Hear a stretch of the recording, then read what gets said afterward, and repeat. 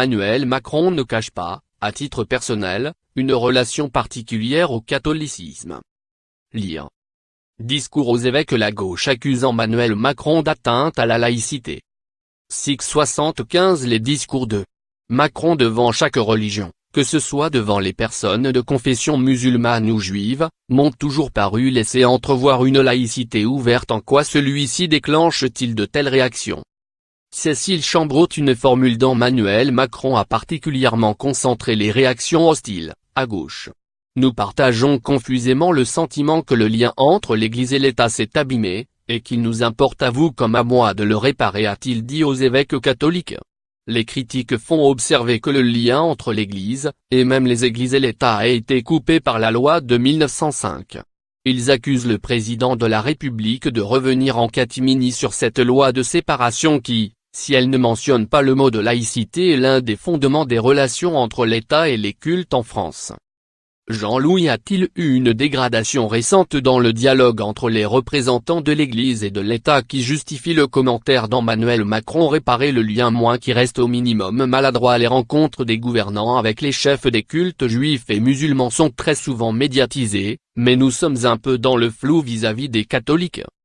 On peut relever une certaine dose d'ambiguïté dans le discours d'hier d'Emmanuel Macron. Il parle par instant des relations entre l'Église catholique et l'État, et à d'autres moments, des relations entre les catholiques et le pouvoir politique, ce qui n'est pas tout à fait la même chose. Concernant ce lien abîmé, il évoque des malentendus et de la défiance réciproque survenue ces dernières années, et qui serait selon lui davantage le fait des politiques qui auraient profondément méconnu les catholiques de France. On peut voir là une allusion à la réforme du mariage pour tous, qui avait provoqué l'opposition que l'on sait chez les électeurs catholiques. Cet éloignement politique a-t-il cependant altéré le lien entre l'institution Église et l'État? C'est une question à laquelle il semble répondre oui. Lire. Macron veut réparer le lien entre l'Église catholique et l'État. Démosthène. Qu'en est-il des autres principales religions? Le président donne-t-il des signes de vouloir traiter avec elles de la même façon qu'avec l'Église catholique? En France, l'État a les mêmes relations avec l'ensemble des cultes. Depuis 1905, il ne reconnaît, ne salarie ni ne subventionne aucun culte. Il entretient avec leurs représentants les relations nécessaires pour régler des questions d'intérêt commun, comme, par exemple, les aumôneries dans les armées, les prisons et les hôpitaux.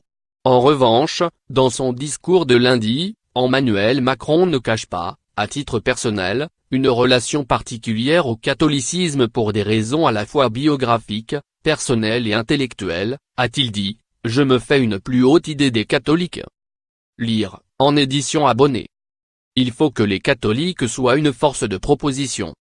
Éric Nicolier. Le débat, parfois caricatural, auquel on assiste depuis hier, n'est-il pas le signe que chacun s'appuie sur sa propre définition de la laïcité et qu'il y a là déjà un premier problème d'une laïcité définie en 1905 selon les critères de l'époque, chacun formulant aujourd'hui cette définition de la laïcité à sa manière?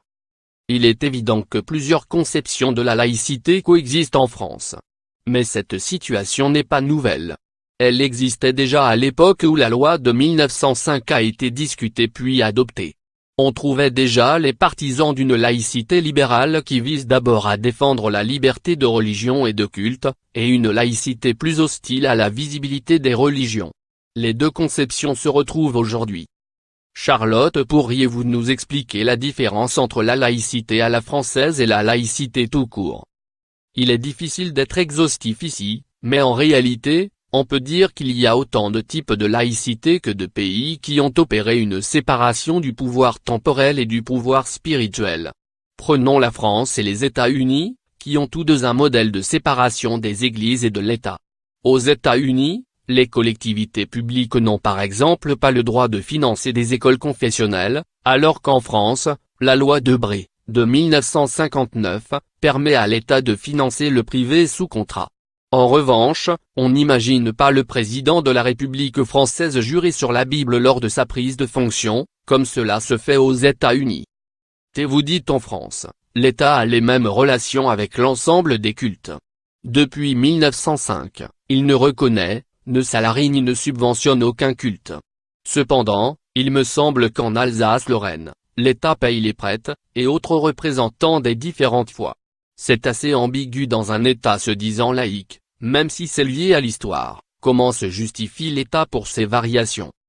Au moment de l'adoption de la loi de 1905, l'Alsace-Moselle était allemande. La loi ne s'y appliquait donc pas. Après le rattachement de ces départements, il a été décidé d'y conserver le modèle concordataire qui datait de la période précédente. Donc au vu des nombreuses précautions prises par Macron vis-à-vis de la laïcité dans le cadre de sa fonction lors des diverses cérémonies religieuses, ce récent discours est assez surprenant. Ne faut-il pas simplement y voir un coup politique pour aller prendre des électeurs à la droite conservatrice peu séduite par Laurent Wauquiez en vue des élections européennes?